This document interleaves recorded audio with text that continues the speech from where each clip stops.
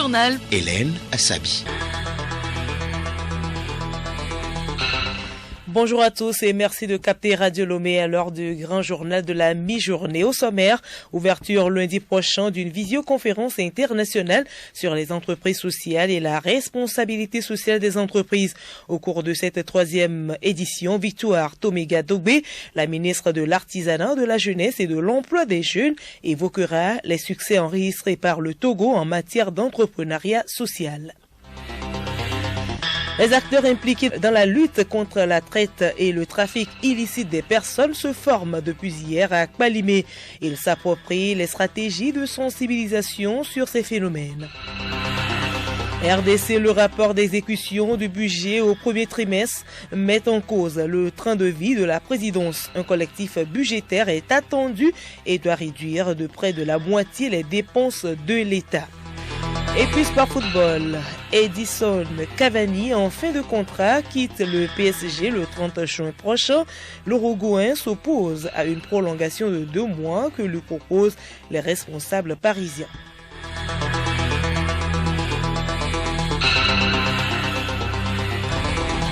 Radiolomé.tg.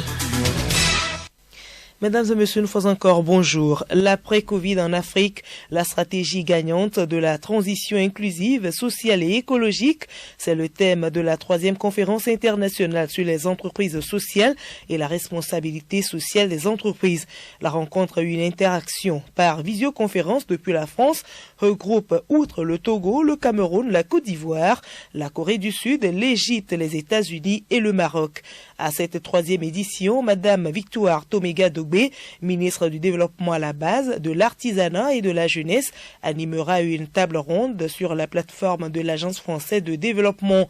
Madame la ministre Toméga-Dogbé abordera également les succès enregistrés par le Togo en matière d'entrepreneuriat social et précisera les leviers de l'État pour ouvrir les politiques d'avenir aux entreprises à impact au Togo et en Afrique. Entre autres animateurs, Wilfried Loriano de Rego, coordonnateur de Conseil présidentiel pour l'Afrique, créé par le chef de l'État français Emmanuel Macron, et Jean-Michel Severino, président du conseil d'administration d'Ecobank International. Cette 3e conférence est organisée en collaboration avec l'ambassade des États-Unis au Togo, le groupe Ecobank ETI et le gouvernement togolais. Il est donc question d'un panel à suivre en direct le 29 juin prochain à 15h GMT sur le www.socialbusinessconference.org. Et justement, la ministre Victoire Toméga-Dogbé était hier à l'Assemblée nationale pour l'adoption du projet de la loi relatif à l'alimentation scolaire. Ce texte donc va permettre au Togo d'optimiser la contribution des différentes parties prenantes en vue d'accroître la couverture et l'impact de l'alimentation scolaire sur le bien-être, l'éducation et la santé des enfants et de pérenniser ainsi le développement économique local. Au total, 97 518 élèves dans 315 écoles primaires publiques du Togo bénéficient des cantines scolaires. Madame Victoire Toméga-Dogbé, en charge du développement à la base, témoigne sa gratitude aux parlementaires et au gouvernement. Nous prenons ainsi ensemble dans notre pays le pari de faire de l'alimentation scolaire un levier pour atteindre la faim zéro à l'école, contribuant à l'atteinte de l'objectif de développement durable ODD 2 relatif à l'élimination de la faim et à la promotion de l'agriculture, un accélérateur de l'éducation de qualité pour tous et un catalyseur de développement local inclusif comme l'ambitionne notre plan national de développement 2018-2022.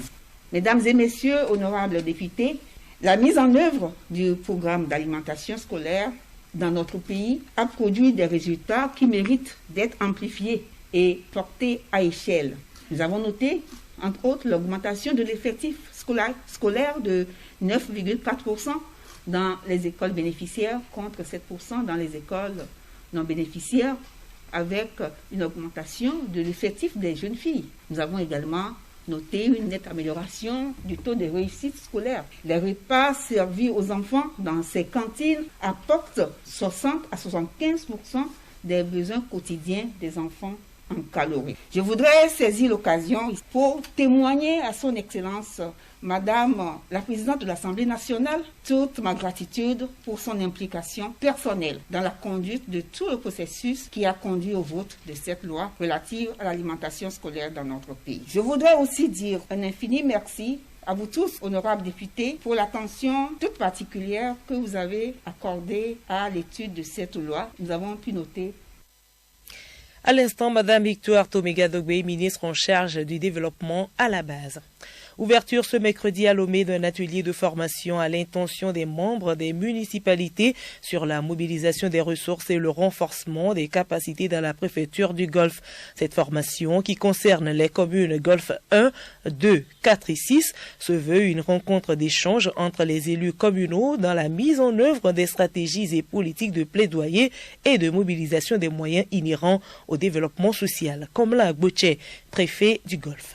Nous sommes à un moment où l'on doit investir dans l'humain. C'est ce qui nous a motivés à prendre les maires, les secrétaires généraux et les directeurs des finances des mairies pour suivre cette formation. Et pendant cette formation, ils vont être outillés des techniques pour pouvoir mobiliser les ressources. Le développement local incombe les maires. Donc cette formation, elle vient à point nommé pour les outiller de toutes ces techniques pour pouvoir rassembler les ressources. Comment présenter un projet viable pour le bailleur. Il faut essayer de convaincre le bailleur.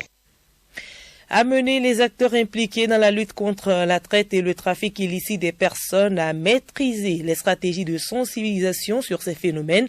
Une trentaine d'acteurs gouvernementaux et non gouvernementaux se forment depuis hier à Kpalimé. Il s'agit de mieux les outiller afin qu'ils vulgarisent à leur tour l'information au sein des populations. De Kpalimé, Geneviève Bognon. Cette formation, qui s'inscrit dans le cadre de la mise en œuvre des activités du programme régional sur la migration en Afrique, est initiée par l'Organisation internationale pour les migrations, l'OIM, avec l'appui financier des États-Unis. Elle vise à renforcer les capacités de ses participants en matière de lutte contre la traite des enfants.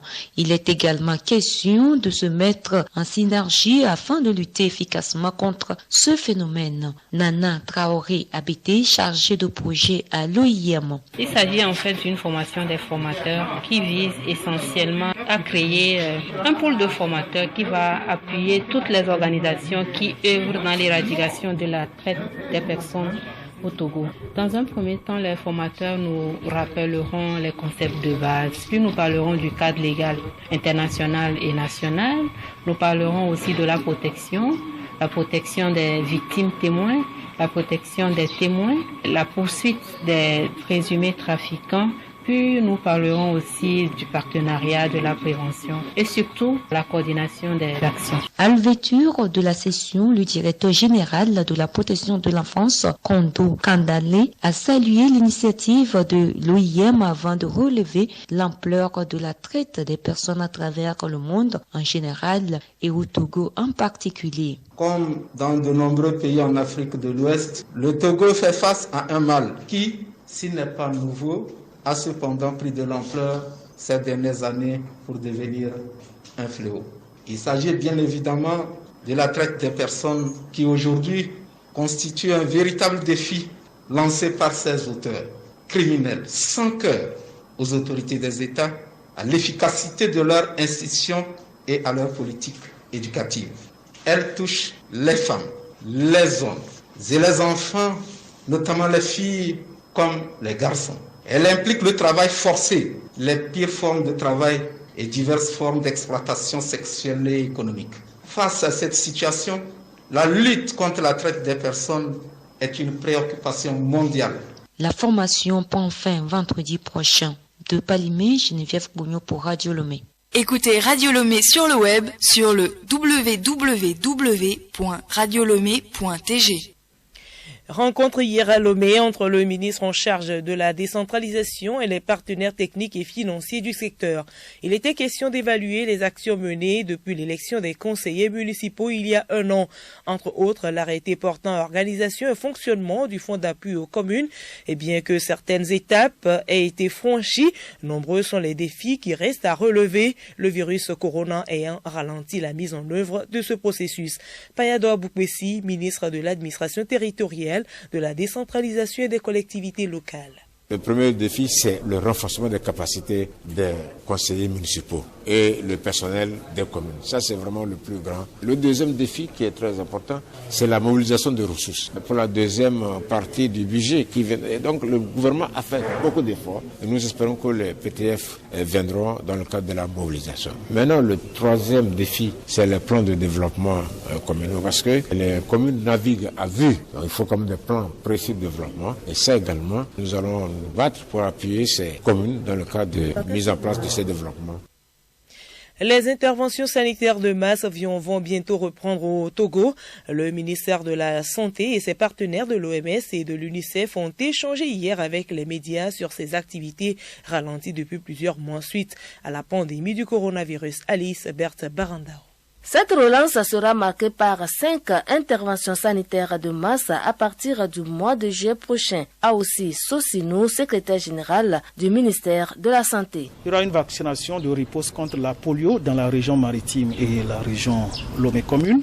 Il y aura une vaccination également de riposte contre la fièvre jaune dans la région des Savanes, notamment dans l'aire sanitaire de Galangashi, situé entre Mango et Barkwasi. Il y aura le traitement de masse contre l'onchocercose, la bilharziose et aussi les géohelminthiases. Et parallèlement, les enfants de moins de 5 ans recevront une supplémentation en vitamine A pour booster donc leur immunité.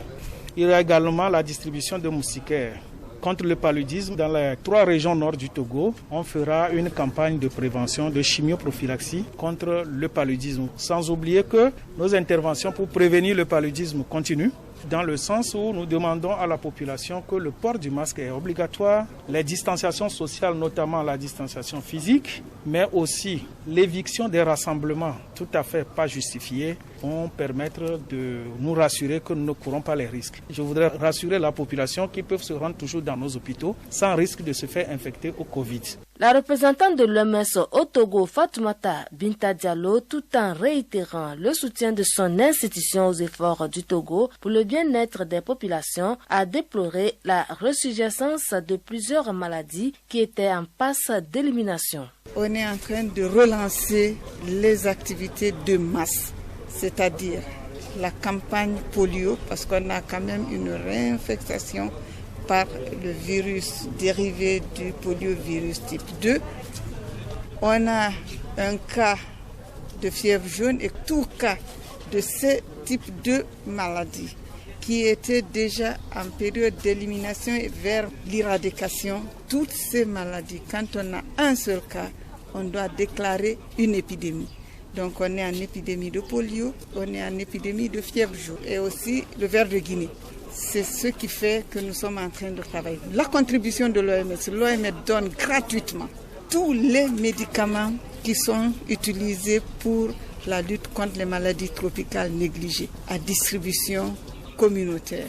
La représentante de l'UNICEF au Togo s'est pour sa part réjouie de la reprise des activités de masse qui seront surtout bénéfiques aux enfants. Dr Sidibé Aïchata a salué l'effort du Togo dans son approche novatrice de discussion sur les questions majeures de santé. On parle d'épidémie sans précédent, mais c'est aussi une opportunité sans précédent qui a permis réellement aux autorités gouvernementales de mettre en place des approches particulièrement novatrice. Cette cellule de crise qui a fonctionné au quotidien et qui a permis non seulement de parler de la riposte à Covid-19, mais également des questions majeures telles que l'épidémie de polio, telles que la problématique de la prise en charge du paludisme ou d'autres aspects concernant les enfants, ont vraiment permis de faire la différence. Et nous sommes sur la bonne voie. Le ministre de la Santé, professeur Moustapha Mijiawa, a souligné l'importance de ces interventions de masse et appelé les journalistes à s'impliquer dans une large sensibilisation. Le journal Hélène Assabi. À l'étranger, la République démocratique du Congo continue de vivre au-dessus de ses moyens. Malgré les centaines de millions versés par le FMI et la Banque mondiale, le pays continue de creuser son déficit. En cause notamment le train de vie des institutions pléthoriques, résultat de l'alliance entre le président Félix Tshisekedi et la coalition de l'ancien président Joseph Kabila, majoritaire au Parlement. C'est ce qui ressort du rapport d'exécution du budget au premier trimestre. Bénédicte Kanda. Selon le rapport d'exécution du budget au premier trimestre, au vu des maigres recettes de l'État congolais, ce sont les institutions dans leur ensemble qui coûtent trop cher. Malgré la récession, les salaires et primes de leurs agents et personnels politiques ont été payés à près de 93%, quoique de manière inégale. Seuls les ministères de l'Intérieur, de la Défense et la Commission électorale ont reçu l'ensemble de leur enveloppe de rémunération. Malgré cela, ces dépenses représentent, entre janvier et mars, plus de la moitié des dépenses, 63% exécutées par l'État. Pour ce qui est de leur budget de fonctionnement, présenté dans ce document comme des dépenses de lutte contre la pauvreté, les institutions n'ont perçu en moyenne qu'entre 20 et 35% des montants inscrits au budget 2020, mais c'était un budget historiquement haut, jugé irréaliste par le FMI. Ce qui a agacé plus d'un député, c'est que la présidence s'est octroyée une augmentation d'un tiers de sa rémunération. En cause, le recrutement depuis janvier de 294 agents et un barème de rémunération revu à la hausse pour l'ensemble du personnel du cabinet du chef de l'État. Or, la présidence avait déjà fait scandale à la publication du budget 2020 avec ses 54 conseillers spéciaux au rang de ministres, presque autant qu'au gouvernement. Un collectif budgétaire est attendu et doit réduire de près de la moitié les dépenses de l'État. Mais les députés réclament une augmentation de $2000 par mois.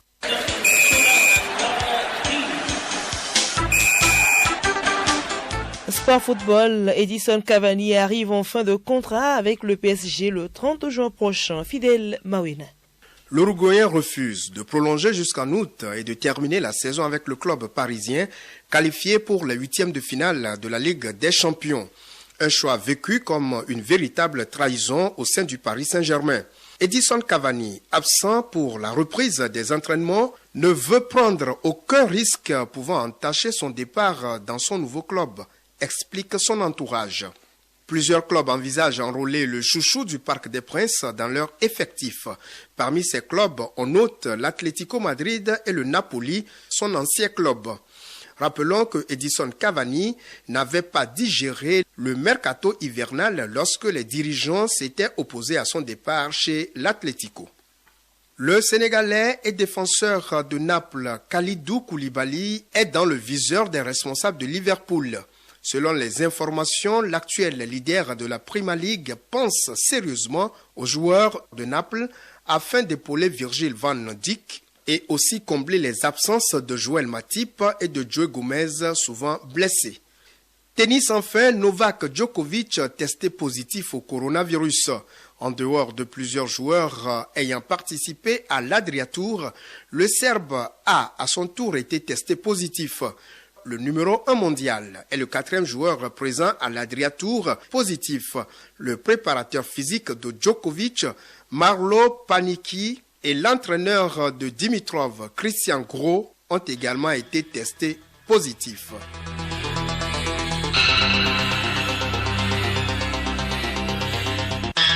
Voilà, nous sommes ainsi arrivés à la fin de ce journal, mais avant de nous quitter, voici le rappel des titres. Ouverture lundi prochain d'une visioconférence internationale sur les entreprises sociales et la responsabilité sociale des entreprises.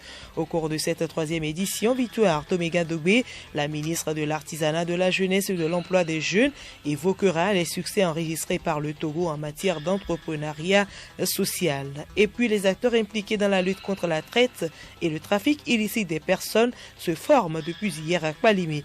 Ils s'approprient les stratégies de sensibilisation sur ces phénomènes.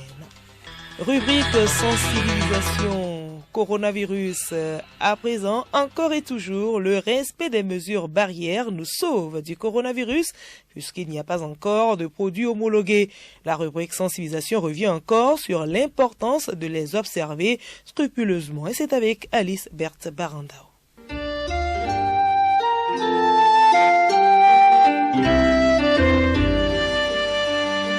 Plusieurs mesures d'hygiène peuvent nous éviter la contamination du coronavirus. Pratiquons le plus régulièrement possible le lavage des mains avec de l'eau, le savon ou de la cendre. Se couvrir la bouche et le nez avec un mouchoir en cas de toux ou d'éternuement. Sans mouchoir, utilisez le pli de son coude.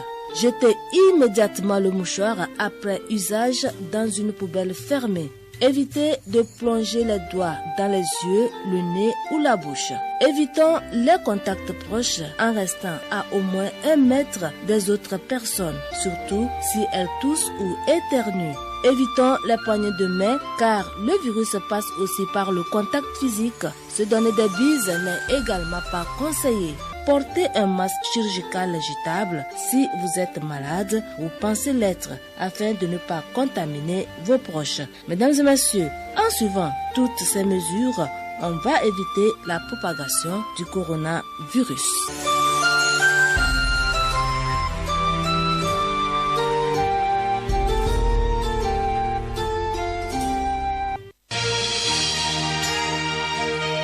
Radio Lomé, boîte postale 434, email radiolomé@radiolomé.tg. radiolomé.tg